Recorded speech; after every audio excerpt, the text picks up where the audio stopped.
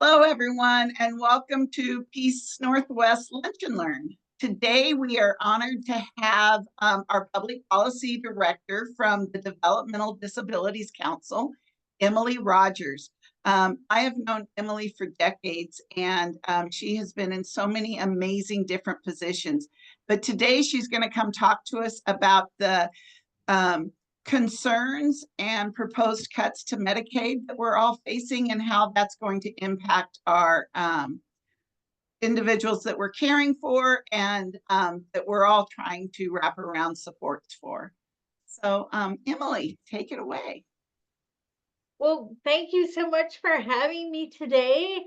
Um, as you might imagine, I don't have specifics around the the Medicaid cuts that are proposed, but there has been a lot of talk as of late around um, Medicaid cuts that are really potentially detrimental for everyone, and particularly those folks that live in the community. As you might know, Medicaid pays for a whole lot more than just medical services for people with disabilities and folks that have low incomes. And so it's really essential that we start making our voices heard in terms of the ways that Medicaid impacts your life or your person that you're caring for's life. It's just really critical right now to make sure that you are letting our state legislature know, as well as our federal representatives, our senators and Congress people. It's super important that they understand that it's really would be life altering if Medicaid cuts happen. And so we just need to continue to say out loud how those changes and those proposed cuts might impact us. And one of the things that we're doing right now is we have a Medicaid Matters campaign, and it is a place where you can record your story and make a video and have that video available for your legislators, and send it to your Congress people. And it's a place to learn more about how Medicaid will impact your life, and the changes potentially that are coming. And I did want to mention quickly that Medicaid is a unique program in that it is a cooperative program between our state and the federal government. So it's a 50-50 split. So even if for some reason, if the federal government decides that they're not going to make cuts to the Medicaid program, we still have our state government who might consider making cuts to Medicaid. And so it's not just one place that we have to be aware of and clear on what's happening, but it's both places, because either of those places could be detrimental to folks. And so I just want to make sure that you understand that it really is like a two-pronged approach to getting the services that folks need in their everyday life. And so anyway, that's but I would just also say, like, just continue to say something. Like, please don't just assume that others are taking up the mantle, but that your story matters, and the ways that it would impact you are really, really important for folks to understand, because each person has different needs and different things that they require in their everyday life to be successful and have a life that they love. And so it's really, really important that we get all the stories out there into the world and make sure that you have that opportunity. This is really the time frame to be able to do that as well, because this is the time when folks are deciding what is going to be happening with the cuts. And so right now, really until the end of this month is when you want to be creating your videos and making your messages and getting them to the right people that are making those really important decisions. So I'll put the link to the Medicaid Matters campaign in the chat, and hopefully Darla can get that out to everyone. If you have newsletters, or if you have an email, or if you have, any of those ways. There's also on the videos that I made, there's different ways to stay connected. And so we give you all the information in the videos in terms of some different ways that you can stay connected and be sure that you're up to date with what is going on. So thank you for your advocacy, and it's going to take all of us to really make sure that folks know what's at stake on this. Thank you so much. Thank you, Emily. I just wanted to remind people that when it comes to individuals with intellectual and developmental disabilities, Medicaid doesn't just cover health insurance. It covers their supported employment. It covers their personal care services. It covers community inclusion, or all of those different pieces so that individuals can live successfully in whatever environment in the community that they're living.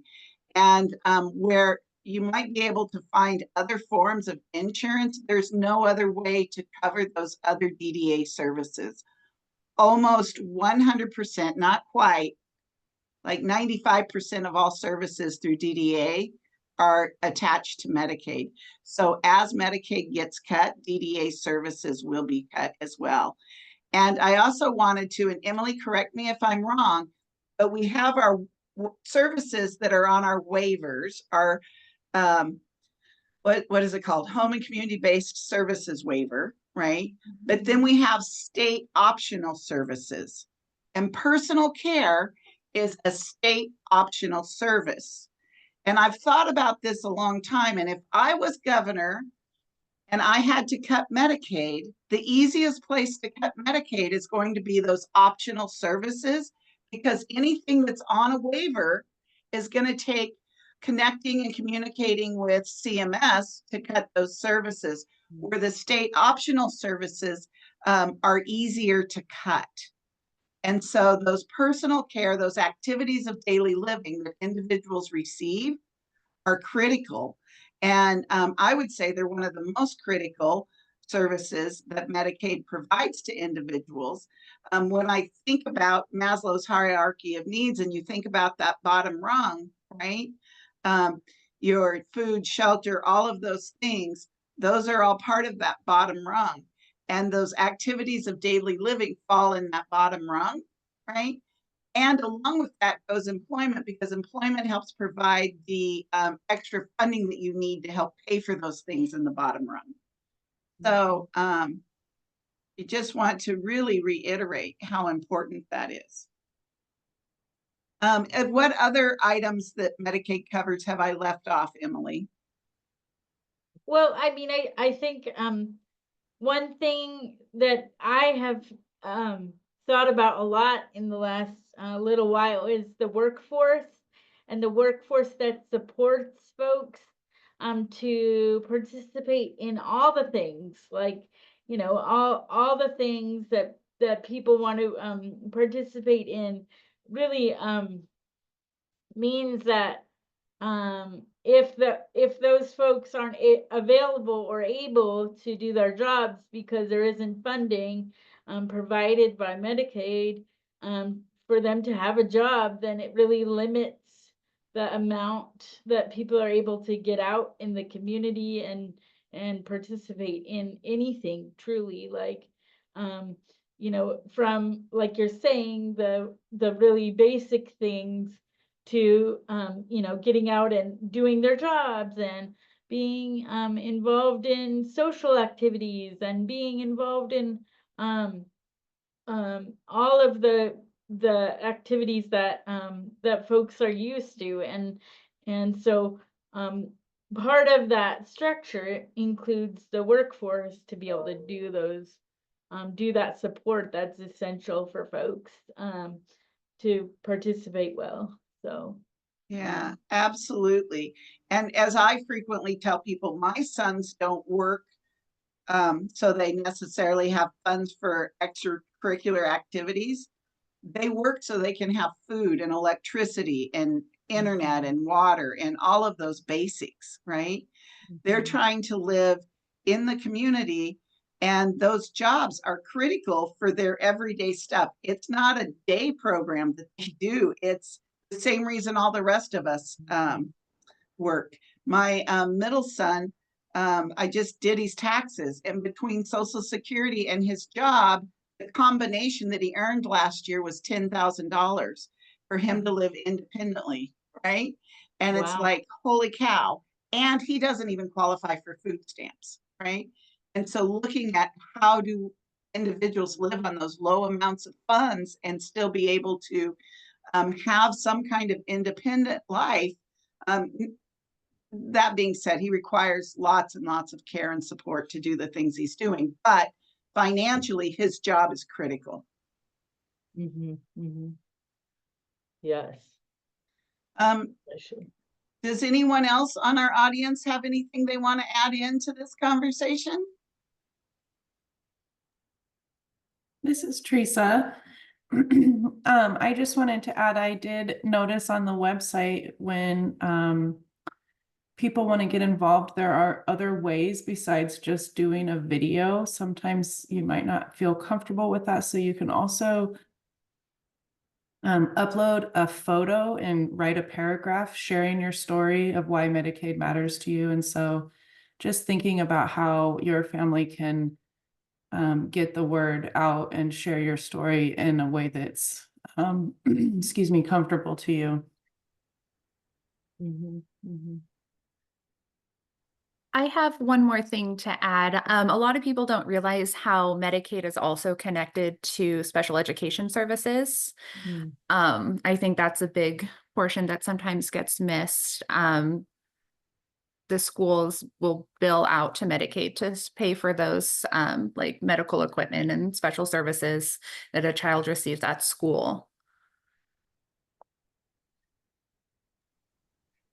I just learned that not long ago, actually. I had no idea that that was part of the Medicaid system, going into the schools and making sure that kids have what they need, Mhm. in terms of their therapies and in terms of equipment and things like that. I was surprised and yet not surprised to hear that that was how those things happen.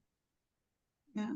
The other thing that I think it's important to notice on those optional state optional services is prescription drug coverage, right?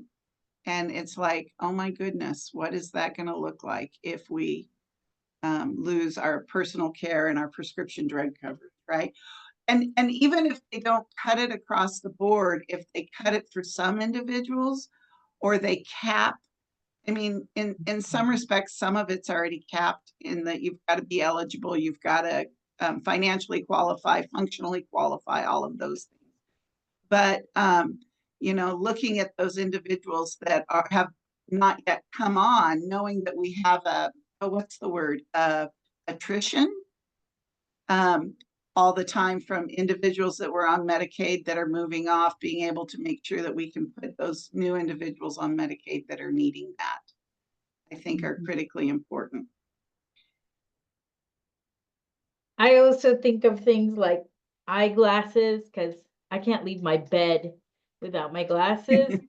So, you know, for me, eyeglasses are critical to my everyday life. And so I think a lot about eyeglasses and dental care and things like that that we don't think of as optional services or are listed in the optional category. Absolutely. I think even, and Jan, correct me if I'm wrong, but I think even children's dental might be listed under the optional service. And so that's concerning. That would be a big concern. I'm not sure if it's considered optional or not, but that would be devastating. We did that big Children's Day, Dental Day, February, and just trying to serve kids that don't have access to dental. Because even we know the children's age group, like 8 to 18, they don't have the availability, the access to even that care. So if you even hinder it and put added barriers to that, it's just it will snowball into more emergency rooms, more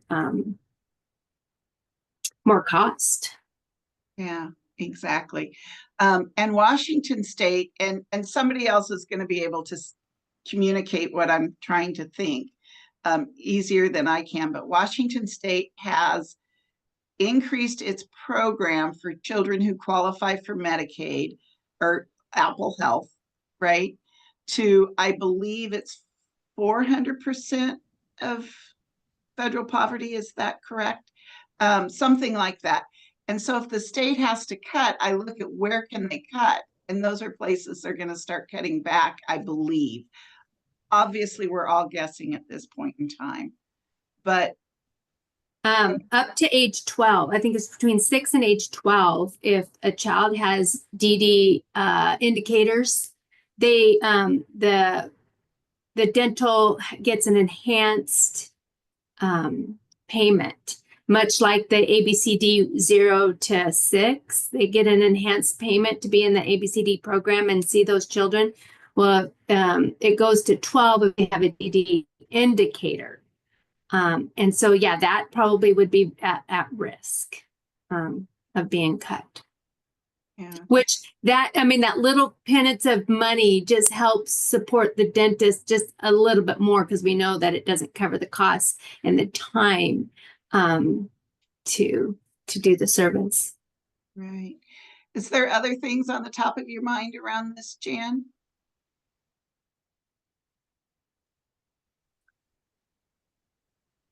We just we worry about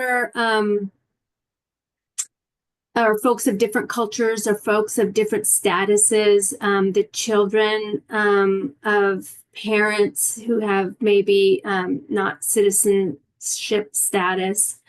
We worry about the families and them even seeking services with the fear of that's going on with the new administration.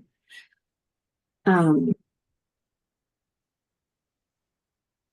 even just the Medicaid being cut, but just the fears that are out there, and then cutting programs, which it just amplifies the fear and the risk that our families are going to face. Absolutely. Access. Absolutely. One of the things I heard this morning was that with the cuts to Social Security, that the Social Security payments within a month to 3 months could be significantly delayed or impacted in getting out to the individuals. And so that individuals who live on Social Security need to start saving funds if possible. That's a pretty low income group. So for them to be able to save funds is going to be fairly challenging. The other thing is, if you're on Medicaid, you can't have more than $2,000 in the bank. So that's your asset limit. So while, this was a former head of Social Security who had reported this, and And so while individuals need to save funds, their ability to save funds are also significantly impacted. And so when you look at these proposed cuts or potential cuts to Medicaid, and then how the other things are going to impact people, I think it's really important that for our community, that we really pay attention to what's going on. And as Emily said, even just the state cuts, I mean, yeah, the federal stuff is concerning. I won't go any farther down that trail, but the proposed cuts to federal as well, I mean, to state as well, is an issue. Emily, did you have other things you wanted to add? I don't think so. I just want to continue to encourage people to take action. Because we can't afford to be silent on this. We really need everybody's voice and everybody's action, and whatever action you feel comfortable with, that's what we want from people. Because it's really essential. I mean, sometimes we ask just because it's part of what we do and it's part of how we are in the world, right? We ask for help on different things often, but I in my heart of hearts, I really feel like it's an emergency. Like we would lose a lot of ground if there was significant cuts, and our way of dealing with it is to make our voices heard in all the ways. And so just if you need some help, or if there's some way that one of us can be of assistance, please reach out, and please let us know, and we'll figure it out between all of us. We'll figure out a way to give you a hand if that's what you need. We're just here to help. So thank you for having me today, and we are looking forward to working together with you. Yeah, thank you, Emily. We so appreciate it. I just want to draw your attention to the chat. Teresa had put in a link to the Medicaid Matters action alerts and how to stay informed. Hattie put in a link on the mandatory Medicaid services versus the optional Medicaid services. And Teresa also put in a link to our Informing Families Medicaid information. If you don't know, Informing Families is an amazing place to keep informed and to gather additional information. And please, we will try to keep everybody up to date as much as possible. Emily, we would love for you to come back in the future when we know more of what's going on and share some more. And we so appreciate you being here today. Sure, I'd be glad to come back. Just let me know. Okay, wonderful. And Jan, thank you so much for being here and for sharing from your perspective kind of what's going on with the individuals that you're supporting. We really appreciate that. And we just appreciate everyone being here today. This recording will be on our YouTube, but primarily how it's going to be used is we will take the audio from it and have it put up like a podcast, so that there won't be visuals as much as audio that is available for others to hear and get this message out. So, and again, if you have any questions, please don't hesitate to reach out to us. Is there anything anyone else would like to add? Okay, well, wow, we actually covered Medicaid Matters in 30 minutes or less. That's pretty impressive, team. Thank you so much. You guys all have a wonderful day, and I hope you enjoy the rest of your lunchtime. Thank you. This is a great topic. Thank you. Bye. Thank you. Thank you. Bye, Emily.